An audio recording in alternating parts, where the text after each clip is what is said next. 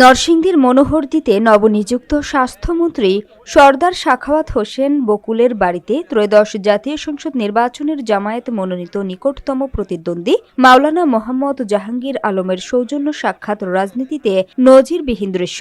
বিস্তারিত থাকছে নরসিংদী থেকে আব্দুল মাবুদ মোহাম্মদ ইউসুফের প্রতিবেদনে। নরসিংদী ৪ মনোহরদী বেলাবো আসনে সাম্প্রতিক জাতীয় সংসদ নির্বাচনে যারা ছিলেন মুখোমুখি প্রধান দুই প্রার্থী, সে রাজনৈতিক প্রতিদ্বন্দ্বিতার পর এবার দেখা গেল ভিন্ন এক দৃশ্য।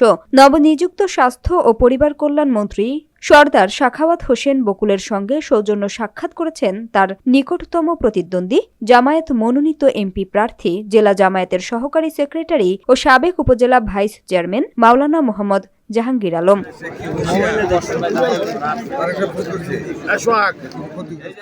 শুক্রবার বিকালে মনোহরদী উপজেলার হাফিজপুর গ্রামে মন্ত্রীর নিজ বাসভবনে এ সাক্ষাৎ অনুষ্ঠিত হয়। জাতীয় সংসদ নির্বাচনে নরসিংদী ৪ আসনে দুজনেই ছিলেন আলোচিত প্রার্থী।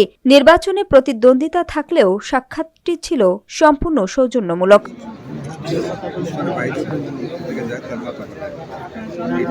এ সময় উপস্থিত ছিলেন মনোহরদী উপজেলা বিএনপির সদস্য সচিব আমিনুর রহমান সরকার দোলন, যুবদলের সদস্য সচিব মাসুদুর রহমান সোহাগ, বেলাবো উপজেলা জামায়াতের আমির মোহাম্মদ জহিরুল ইসলাম, মনোহরদী উপজেলা দক্ষিণ জামায়াতের আমির মাওলানা মোহাম্মদ সানাউল্লাহ, উত্তর জামায়াতের আমির মাওলানা মোহাম্মদ ইকবাল হোসাইন, পৌর জামায়াতের আমির মোহাম্মদ আসাদুজ্জামান নূর সহ বিভিন্ন পর্যায়ের দায়িত্বশীলবৃন্দ।